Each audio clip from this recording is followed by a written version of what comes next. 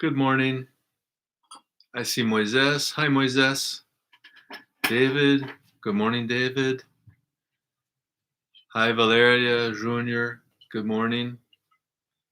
I have my mascot with me here. Let me show you. My compañero fiel. Under the blankets. That's Vajra for you that haven't met him. I was laughing because yesterday I was talking to my father outside and I was lying down in a hammock and Lama Yeshe came up to say hi and she leaned in to give me a little kiss.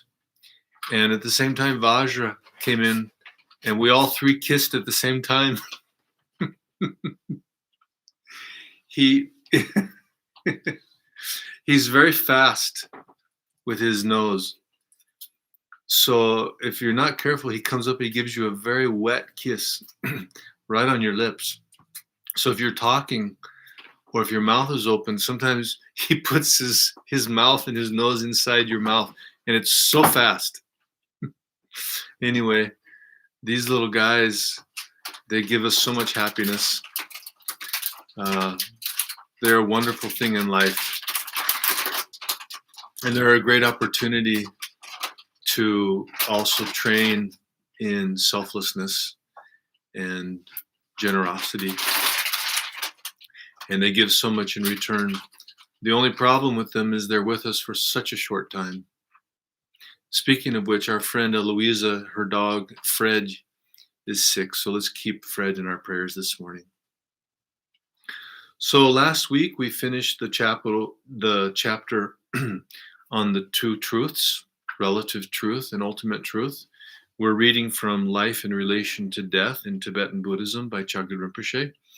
And this morning we start the chapter on karma and death.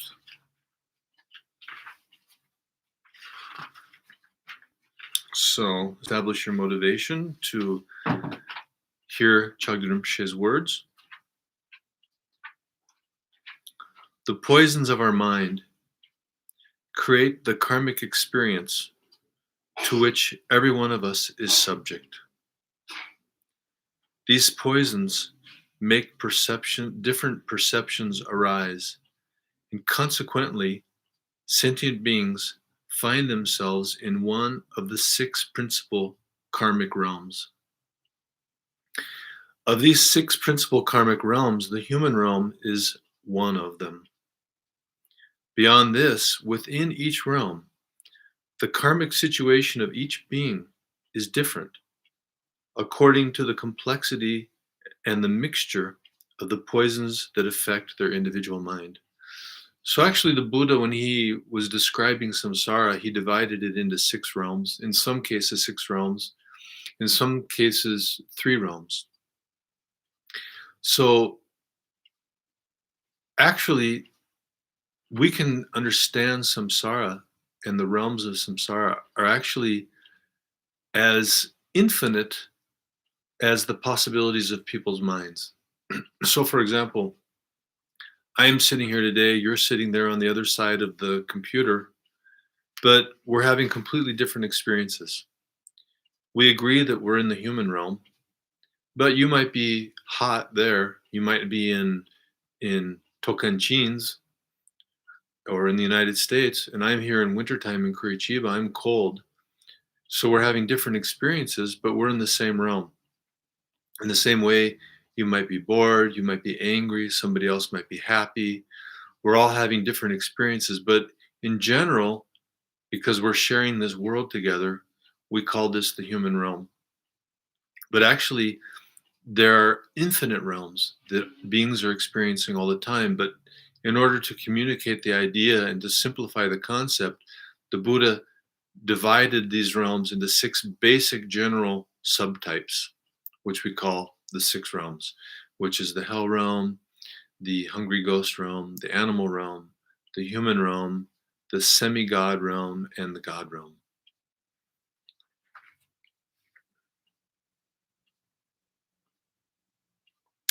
To understand the realms, consider a common substance such as water.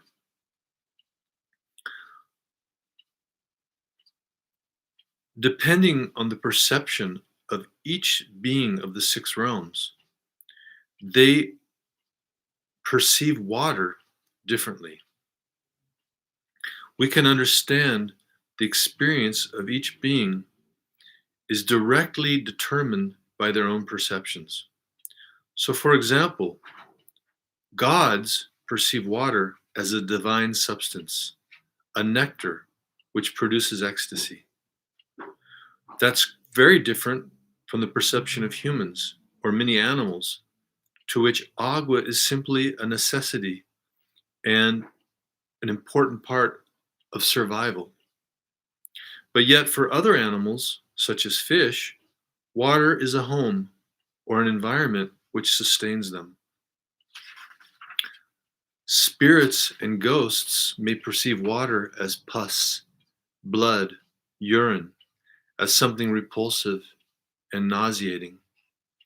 And hell realm beings may perceive water as molten lava, which burns and terrifies. So it's the same substance, but what changes is our perception. We should meditate over this over and over and over again, because really that's the key, is our perception. We talked about that last week. The difference between relative reality and ultimate reality is only a question of perception, how we perceive the same experience. So gods perceive water as a nectar. Humans perceive water as something that satisfies our thirst, something that's practical. Hungry ghosts perceive water as something disgusting. Animals perceive water as an environment where they can live, lay their eggs. And hell beings perceive water as molten lava. We can also understand in this sense that water is only what we impute in it, as are all experiences, just what we impute into that experience. So, in that sense, water and all experiences are empty of a true identity, of a true I, existing I, or a true existing identity. So, in the same way, we understand all phenomena have the nature of emptiness, because the only thing that gives phenomena a value or an existence is what we impute onto that phenomenon with our minds. The fortunate karma of being born in one of the three higher realms, such as a worldly god, or a semi-god, or a human, is the result of virtue, but virtue that is mixed with attachment and aversion and pride. Because of these poisons, even the beings in the higher realms still suffer from hope and fear, and their happiness is changeable. And it's not possible for them to attain an unchanging experience of happiness. In the higher realms, in the same way as in the lower realms, their experience has the quality of impermanence. So even in the higher realms, if you're born as a god or a semi-god or a human being with excellent conditions, it's still all permeated by impermanence. There's nothing stable. We're actually living in a time here which is called the Kali Yuga. And the Kali Yuga is a time of great instability. And I think that all of us can feel that. There's just incredible instability in the world, in the environment, in politics, in economics, the pandemic. So this can really make us feel insecure and afraid, because we want so much to find stability.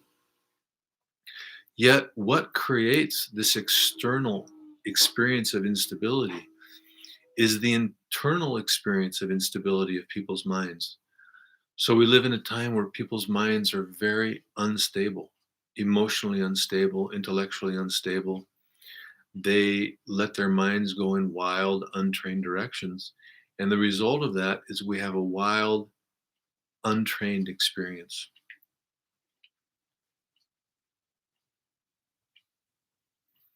And one of the biggest fears that we have is the fear of death. And we have a lot of hope and fear around this topic of death. We need to understand that the lifespan that we enjoy will be as long as the positive karma that we've accumulated in the past can support within the limits, biological limits of a human rebirth. So if an early death threatens us or interrupts our lifespan, this can only be because of negative karma created through our past actions. We have no way of knowing when this negative karma could arise and cut our life short. And that's one of the reasons that we feel this insecurity of a sudden death. If in the past life we have taken somebody else's life, that karma can ripen and cause us to have a premature death in this life. The non-virtue that we've created by taking others' lives can lead us directly to an experience of the lower realms when we leave this life.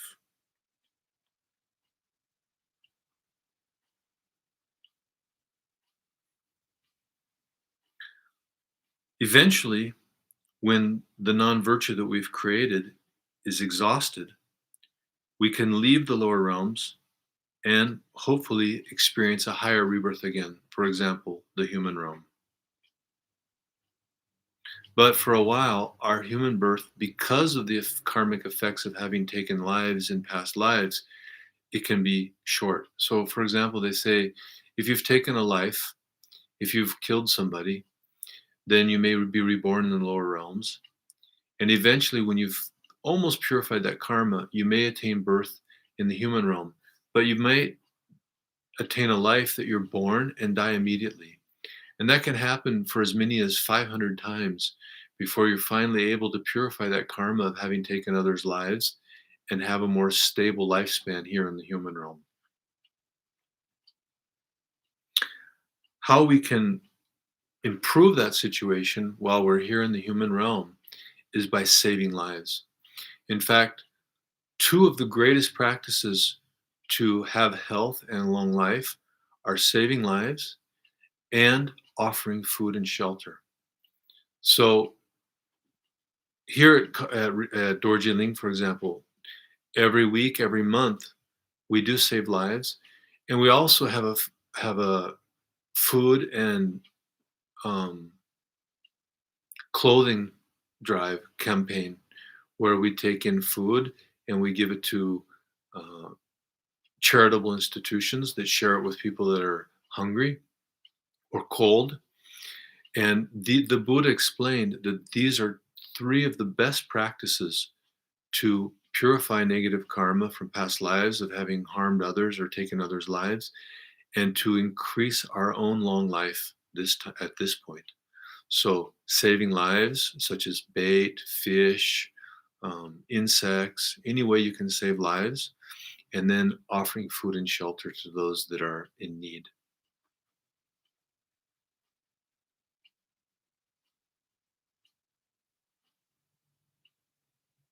We generate compassion when we understand that nobody wants to die.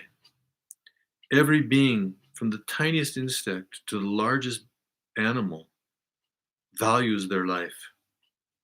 So when we save a life, motivated by compassion for the other being, we're using the power of our body, speech, and mind to do something for somebody else.